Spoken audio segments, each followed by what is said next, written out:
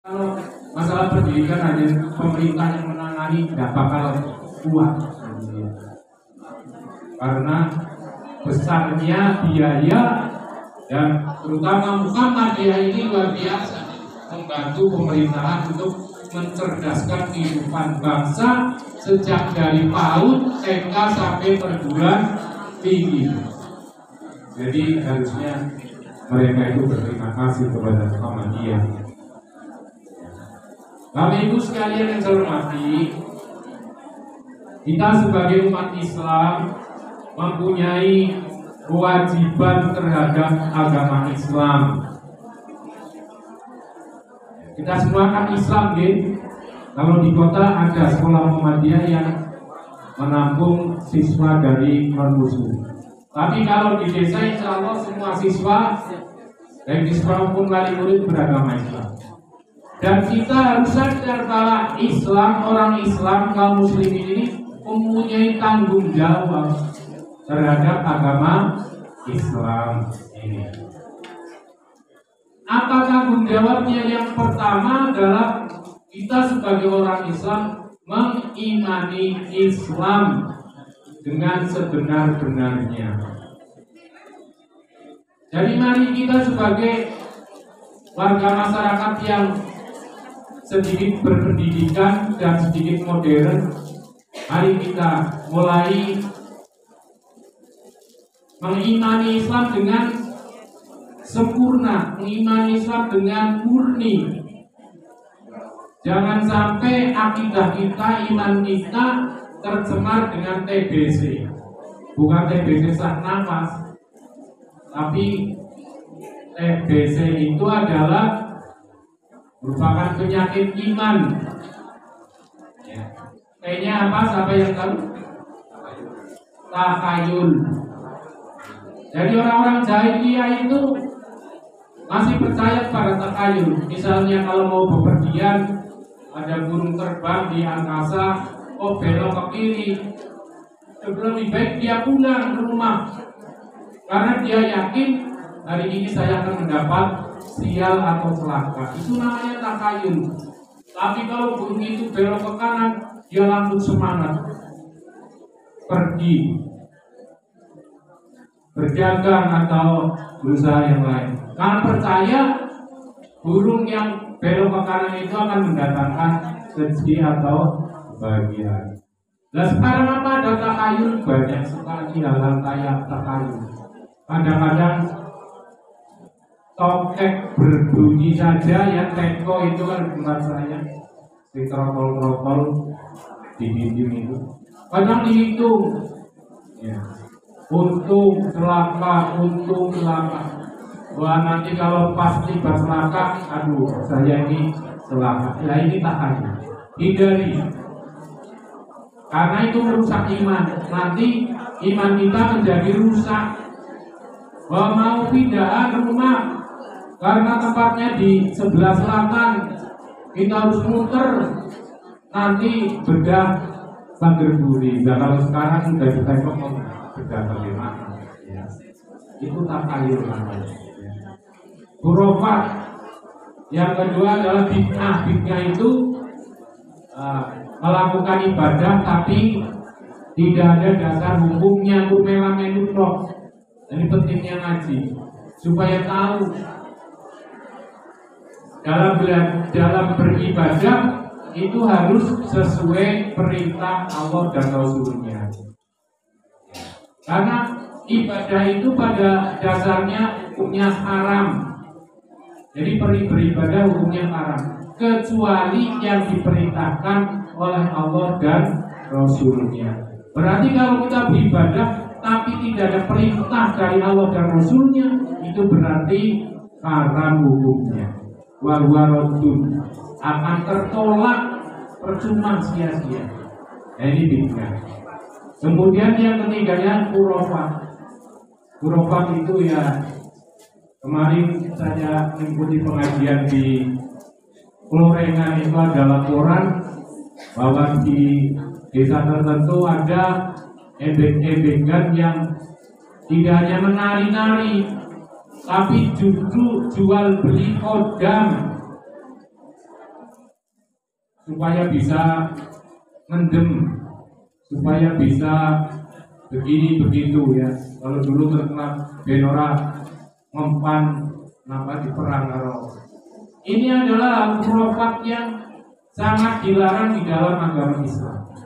Maka perbaiki iman kita. Kalau kita ingin selamat, terutama di akhirat nanti, ya iman kita harus kita murnikan. Iyyaka na'budu wa iyyaka nasta'in. Hanya kepada Allah menyembah dan hanya kepada Allah mohon pertolongan. Seperti itu. Kemudian setelah imannya benar, imannya murni, tidak tercampur dengan TBC, ya, tidak tercampur dengan takayul, dengan khurafat, dengan bid'ah. Yang kedua, kewajiban kita adalah mengilmui Islam, berusaha untuk tahu tentang Islam. Jadi, dan kita tahu Islam ini tentu dengan cara belajar, dengan cara sekolah. Jadi harapan putra putri penjenengan disekolahkan tentu agar punya ilmu, terutama ilmu agama Islam. Tahu bagaimana cara sholat yang benar, tahu bagaimana berwudu yang benar, dan pada saatnya nanti tahu bagaimana cara mandi besar yang benar, tahu bagaimana cara ini merawat jenazah, baik cara memandikan, cara mengkafani, cara menyolati dan lain sebagainya. Jadi kita diwajibkan untuk tahu, untuk punya ilmunya agama Islam. Nah, kita tahu ilmu agama Islam tentu dengan cara belajar, dengan cara sekolah. Kalau bapak ibu yang sudah lulus sekolah ya mengaji di mungkin di lingkungan masing-masing. Maka diharapkan pengajian-pengajian itu banyak mengupas tentang praktek-praktek ibadah yang dikerjakan sehari-hari. Tidak hanya cerita tentang neraka, tentang surga, tentang apa, ya itu penting, tapi pengajian ditekankan kepada praktek-praktek amalan keseharian. Saya pernah ngaji menyampaikan tentang mandi besar. Jadi namanya mau sholat, mau beribadah apa saja harus suci dari kadas besar. Misalnya hubungan suami istri harus mandi. Jadi kados itu Pak Guru. Selama ini ada yang belum tahu, padahal hal-hal yang sepele seperti itu. Maka pengajian-pengajian di lingkungan itu sebaiknya mulai ditekankan tentang cara-cara atau praktek-praktek ibadah yang benar sesuai tuntunan Allah dan Rasul. Dan menuntut ilmu itu memang wajib. Talabul ilmi fardhatun 'ala kulli muslimin wal muslimah. Jadi mencari ilmu itu kewajiban bagi Islam laki-laki maupun Islam perempuan. Kemudian yang ketiganya setelah mengilmui Islam, mengamalkan Islam. Apa artinya ilmu kalau tidak diamalkan? Ilmunya sangat tinggi, ilmunya luas, tapi tidak diamalkan. Itu ada paribasan yang mengatakan bahwa bagaikan pohon yang tidak berbuah. Jadi kalau sudah mempunyai ilmu, dapat ilmu, ya dipraktekkan. Terutama remaja, anak muda itu masih perlu bimbingan. Nah ini kewajiban kedua orang tuanya untuk mengingatkan. Sudah sholat apa belum? Sudah baca Al-Quran apa belum? Ini kewajiban orang tua mengingatkan. Jangan dibiarkan. Ada yang menggambarkan, coba seandainya anaknya tidur dalam kamar, tiba-tiba rumahnya kebakaran, kira-kira ibu gimana reaksinya? Anaknya dibiarkan atau dibangunkan kira-kira? Wah, pasti dengan berbagai macam cara agar tidak terbakar dibangunkan. Tapi ketika anak putra putri panjenengan tidur, sudah saatnya subuh, panjenengan biarkan saja. Padahal itu ancamannya adalah bukan api dunia, tapi api neraka karena meninggalkan ibadah sholat. Nah, ini kekeliruan kita sebagai orang Muslim. Jadi amalkan tentu sesuai dengan kemampuan. Dan amalan-amalan itu prioritaskan yang mudah-mudah dulu. Ya pernah ngaji Pak Haji Wagio itu ada bacaan subhanallah wa bihamdi subhanallah itu dilanggengkan. Itu ucapannya ringan tapi berat timbangannya. Tapi kadang-kadang lupa. Hasbunallah wa ni'mal wakil itu minimal 10 kali setiap habis sholat. Ya. La ilaha illa anta subhanaka inni kuntu minadz dzalimin. Itu juga amalan-amalan ringan tapi sangat dahsyat. Apalagi sholat Nabi di hari Jumat.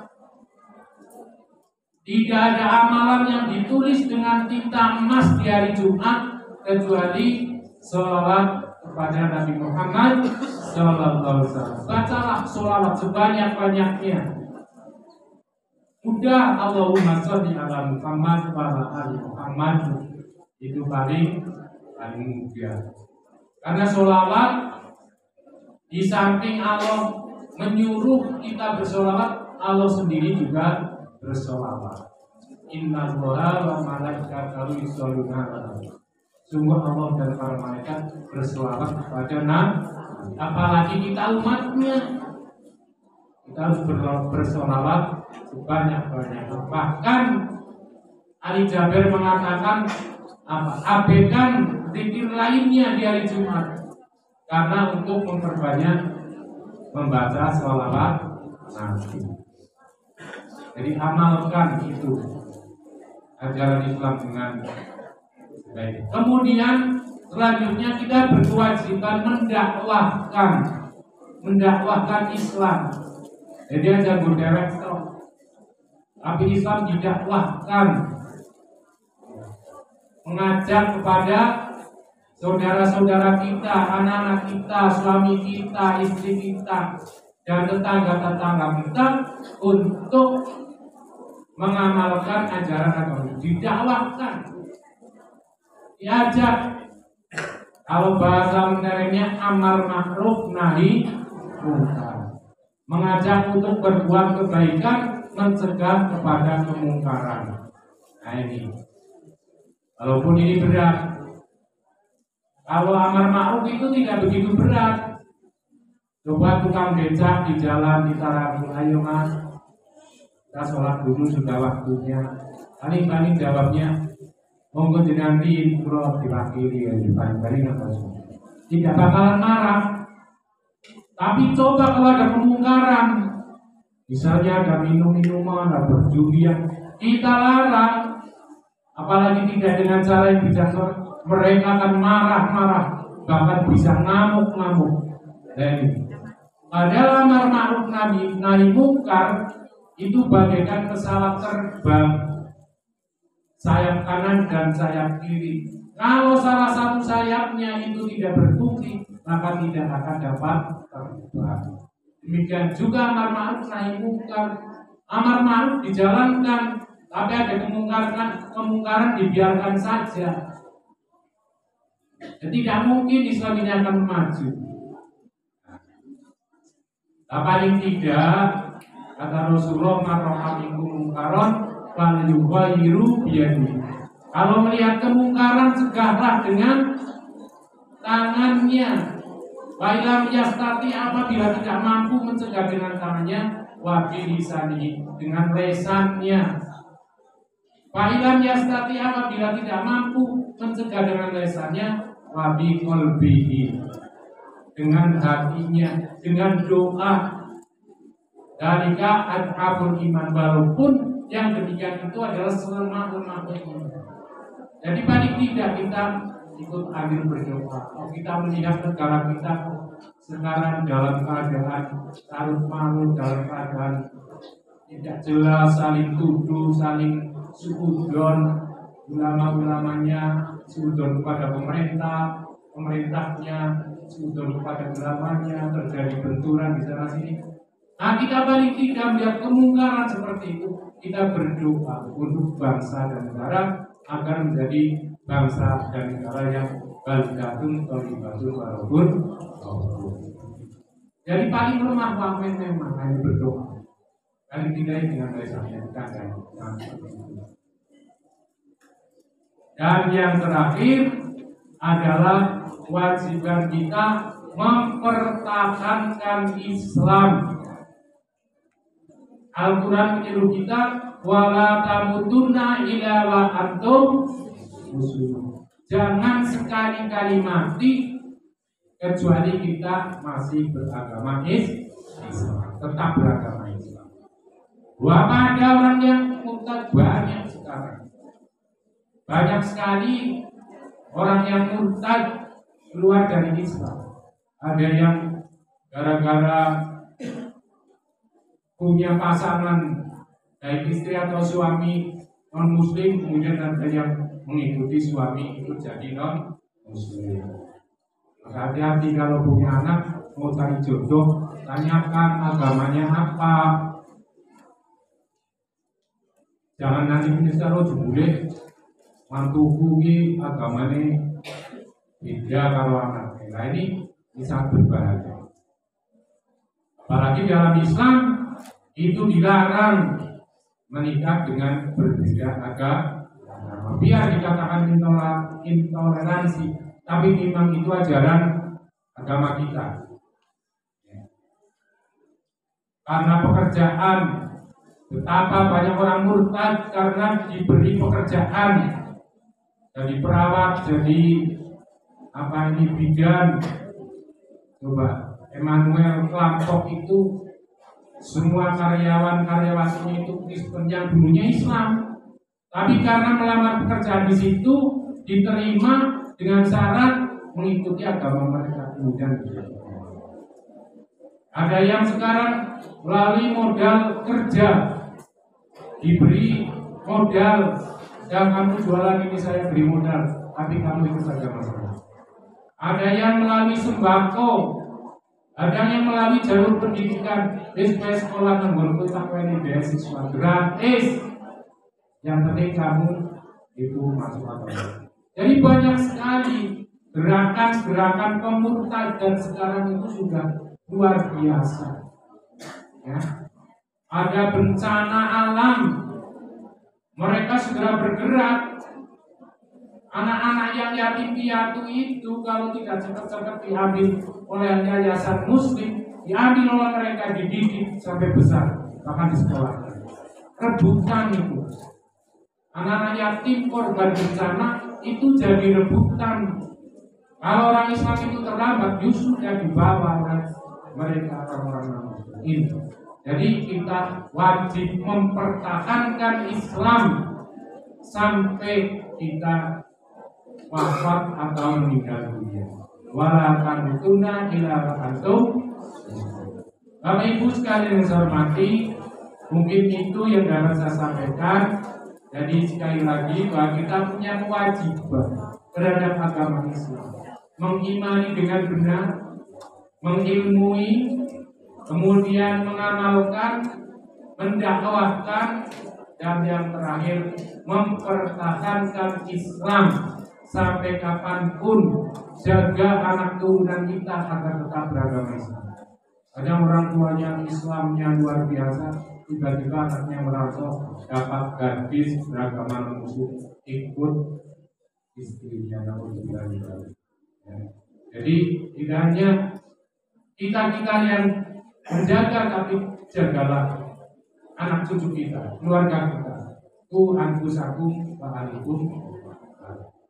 Wabillahi taufiq wal hidayah. Assalamualaikum warahmatullahi wabarakatuh.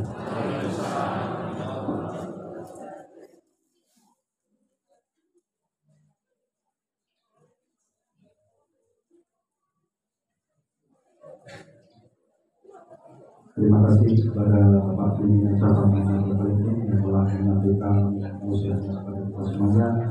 Semoga apa yang disampaikan menjadi tambahan ilmu buat kita semuanya. Untuk acara selanjutnya yaitu pembagian beasiswa prestasi semester ganjil yang akan disampaikan oleh Bapak Soli.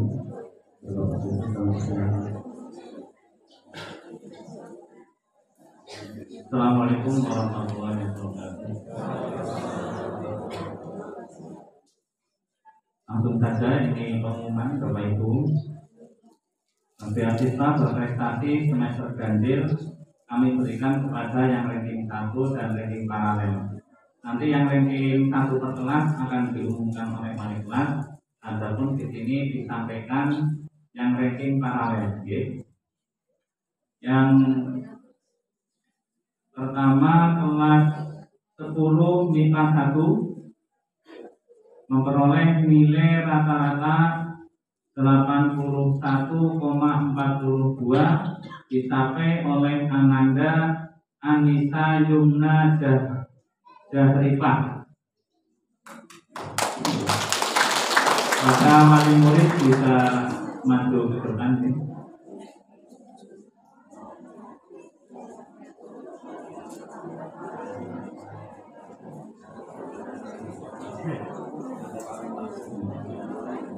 Ada Bapak PCS untuk bisa memberikan untuk Bapak Tono.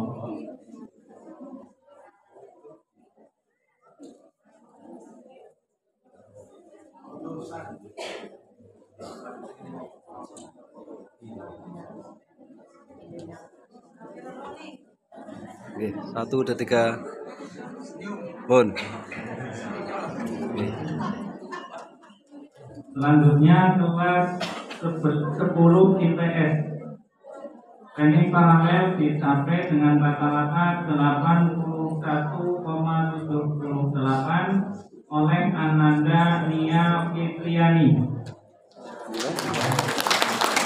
Ada orang tua, wali murid kami persilakan. Nia Fitriani. Hadir. Bapak komite, Bapak Wakil.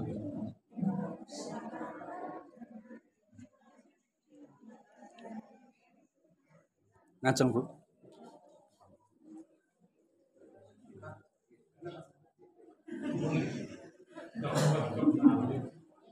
Oke, siap. 1, 2, 3. Oke. 1, 2, 3. Bun. Sampun. Selanjutnya kelas 11 MIPA. Ranking paralel diperoleh dengan nilai rata-rata 83,77 oleh Ananda Hasna Faja Aulia. Ada wali murid. Hasna, Rasa Gila.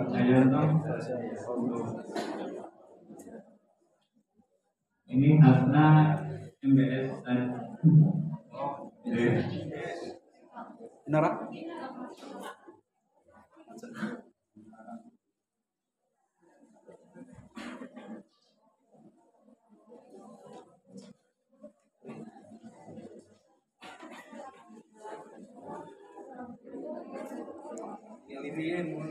Oke.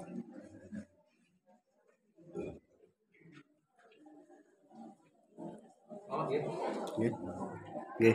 1 madhep lagi nggih. 1, 2, 3. 1, 2, 3. Oke, ampun. Selanjutnya kelas 11 IPS.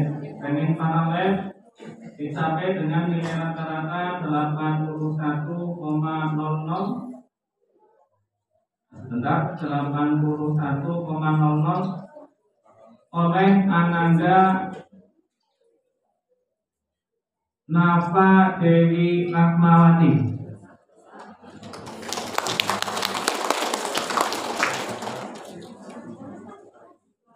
Nonton? Bapak Ibu wali murid. Nafa. Ananda Nafa Dewi Rahmawati. Nafa Dewi Rahmawati. Kosong. Oke. Wonten? Wonten nggih? Nggih, monggo. Wonten boten Pak? Wonten? Oh nggih.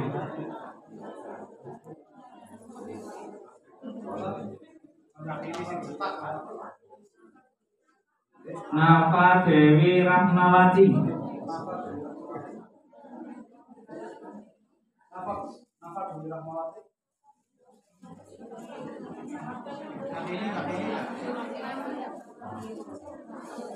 Nggak ada. Nafa Dewi Rahmawati.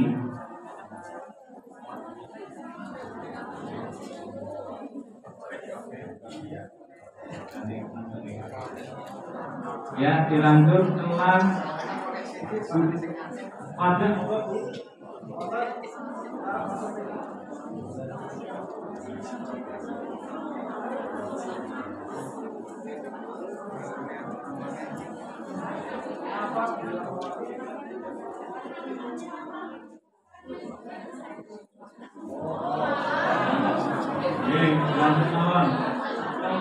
12 Nisa ranking paralel dengan matematika 8,05 dicapai oleh Ananda Monika Triapita. Monika Triapita. Wonten? Ada Bapak Supriyono. Untuk kami silakan.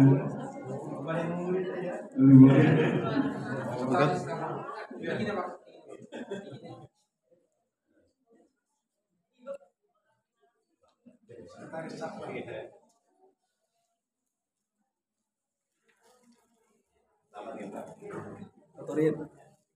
Hadap sini. 1 2 3. 1 2 3. Ampun.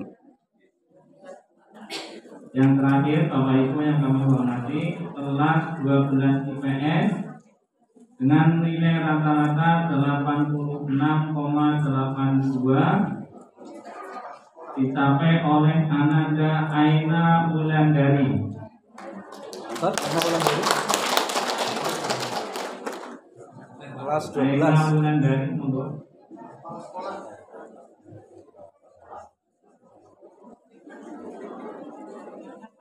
Aina Wulandari wonten? Kosong? Kosong. Oh, oke. Aina Wulandari, wali murid.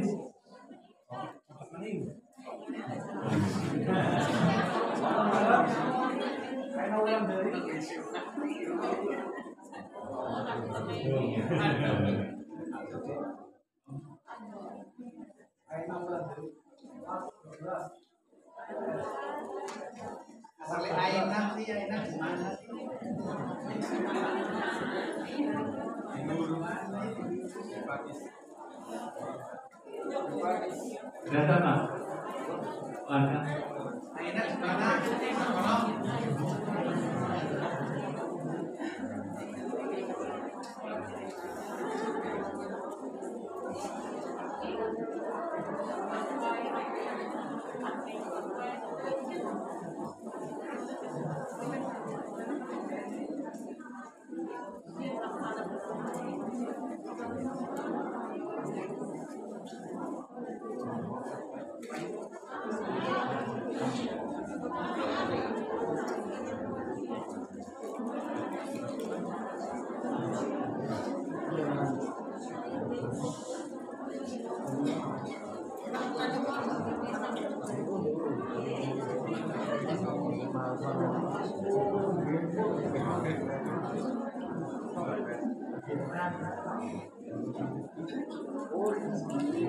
Wonten nggih?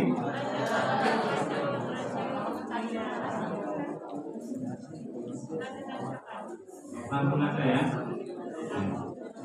Demikian Bapak Ibu informasi berkaitan dengan ranking paralel. Yang diperoleh siswa adalah gratis selama 1 semester, okay? Selama sudah mempertahankan. Bagaimana Mas?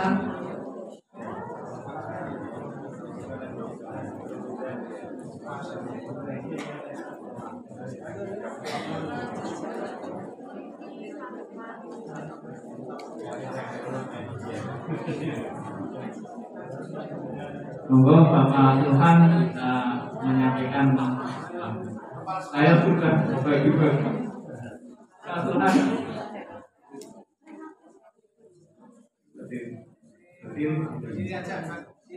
Oh ini mana murid apa? Oh anak.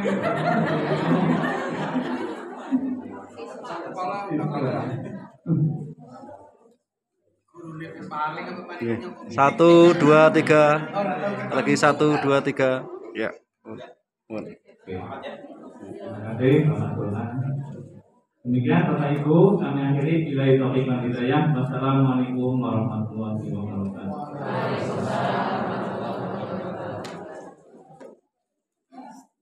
Demikian acara telah kita lalui, dan sebelum kami tutup, kami sampaikan denah untuk ruangan pembagian rapor ini. Di sebelah sana itu ada 2 ruangan, itu kelas 10 IPA 2 dan sampingnya itu berarti 10 IPS 1. 10 IPA 2 dan 10 IPS 1 ini. Oke.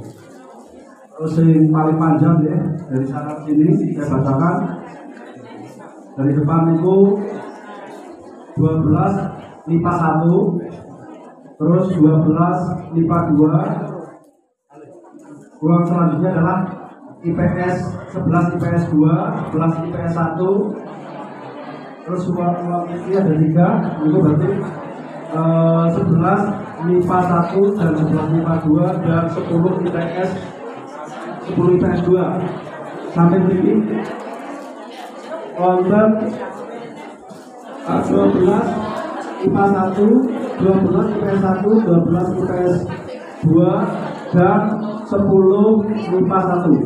Ya, monggo mangke saged mengambil raportnya di masing-masing ruangan.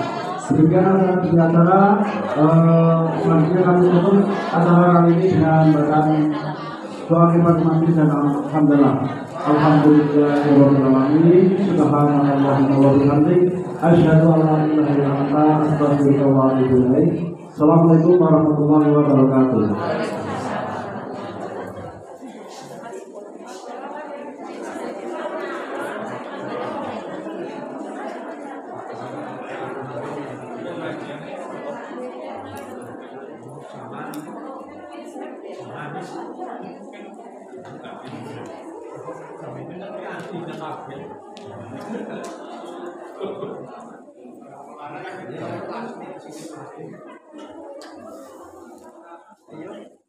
Paling berisik ini. Iya. Oh sudah pakai masa. Kasih mana? Dua.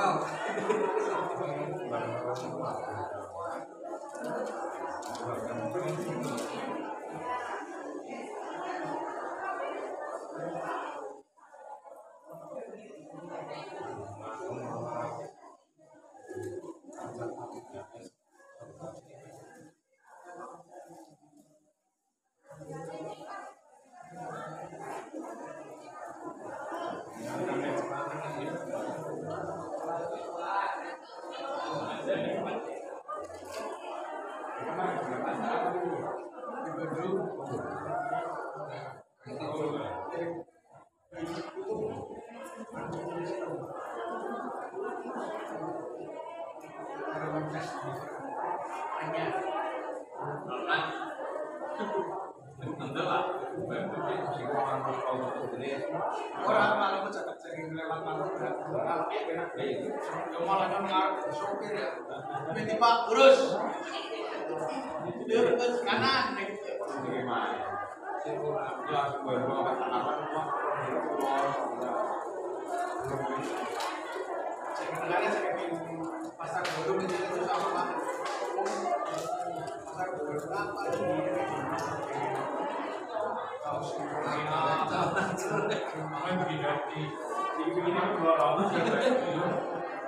Ya orang belum dapat agar keluar Jakarta. Kan langsung dari ngomong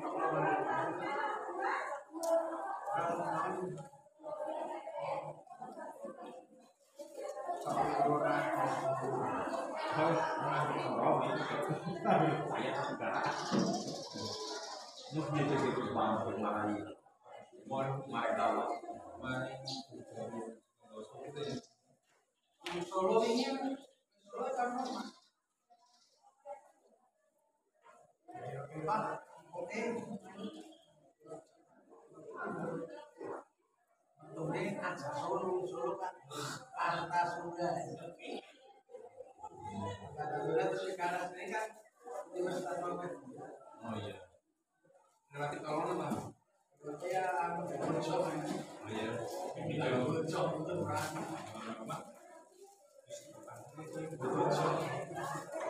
Nama katanya jam, nanti pantura bayi nur, harus dalam nostalgia, memang sekarang Pengen Jakarta dari mana sepengi ya, malah pengen kalau maksudnya saya menang, saya suka tempat ya.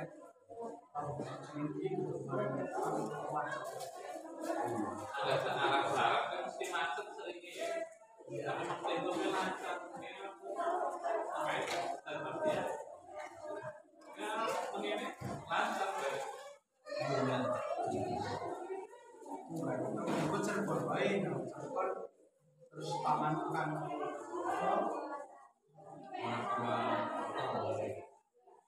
Iya sekali ini orang tua ini berarti Mampura, Mampura ini Mampura ini.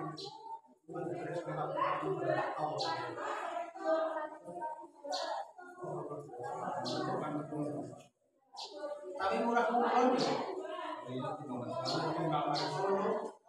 Semarang itu sekarang Angger, sing sekarang Batang Semarang itu.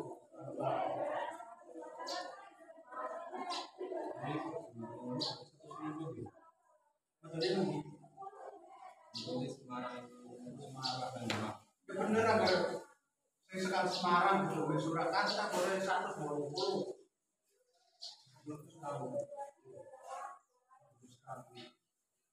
Bojo. macam jalan maraton ya kena bagus bensin. Iya, makanya makanya kalau bukan mereka bayar. Iya, kita ya. Jalan sana ya. Kalau jalan di sini agak jauh. Arah Jakarta jalannya benar sepatu yang malah dipantau. Jalannya di atik sih. Jadi Cirebon akan cor-corannya nambah. Iya. Karena mobil kenal agak cor-coran kan sih cor-coran tapi jelas ya berarti aspal.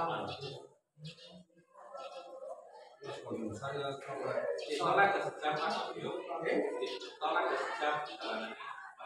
Lo Eropa berbuat kamu memanukan ini macam lebih simpanan berada. Berapa Pak? 160. Dari jalan ya dari tol ini loh, tol Bojong kali. Oh iya, jalan tol Bojong tekan Petune Bandung ini. Iya. Orang berkurang. Ya, Udah bermana tahu dong? Iya, Ini memanukan itu. Benar kalau Subang yang tahu terus. Terus maksudnya Subang ini anti Subang. Anti terus itu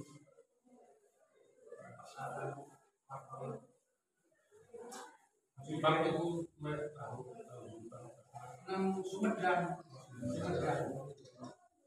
Orang pulau yang bisa wae so raja.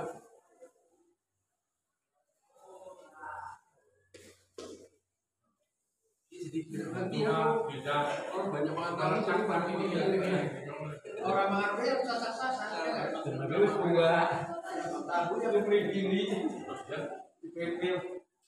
Malah kemarin aja. Umum susu umum Yusuf sekolah untuk di atas ini Ngomong nani dengan gue kok si kakak di rumah.